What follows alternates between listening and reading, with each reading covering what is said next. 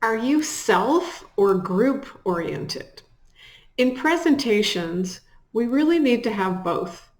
I'm going to give an example of a self-oriented leader and a group-oriented leader.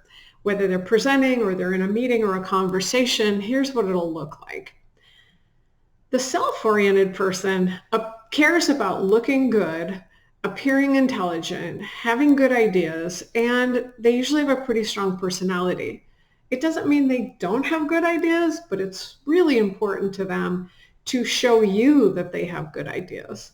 The group-oriented person first looks at things through the lens of what do they need on the other side of the table or in this meeting or my presentation.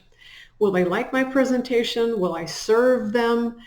Will I touch on their needs? The group-oriented person takes time in the interaction to ask questions. They pause. They make sure the rest of the people are following, and they care about the objections and the issues because they want to handle each one. In fact, they prepare for presentations with what objections could come up and how can I tackle those. The conversation may have a lot of starts and stops because they're checking in, they're saying, hey, does this make sense to you? There's a lot of give and take. In the self-oriented presentation, it could be like a long presentation without any breaths, without any check-ins with the audience that, hey, does this make sense? Or what do you guys think about this? The group-oriented person is not necessarily better. This person may go too far in their desire to please. The meeting that they lead could end up looking like a kumbaya, too much harmony, too much discussion. The issue doesn't move forward and decisions still don't get made. People might leave that meeting wondering, what did we decide? Who's going to do what? I might feel good because I had a good time in this meeting, but I'm confused about the next step. The self-oriented person can also go too far. The audience in the room may feel the speaker doesn't care about their concerns. The speaker may be like a talking head, going on and on without a breath.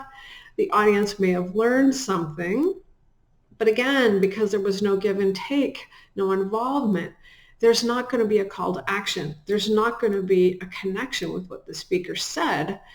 Those listeners might feel isolated. They might feel the speaker doesn't care about them, and they might feel really annoyed that the meeting was a waste of time.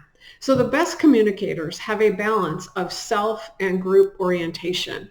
First, they prepare for meetings by getting to know their audience. They tailor the topics to the people who are going to be in the room.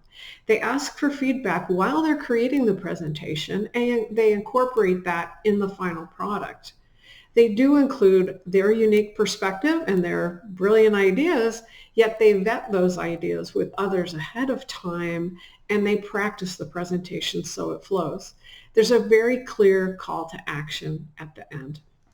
So how will you know that you nailed both? You're going to see smiles, you're going to see nodding, you're going to see people looking forward, and you'll get the action that you asked for at the end.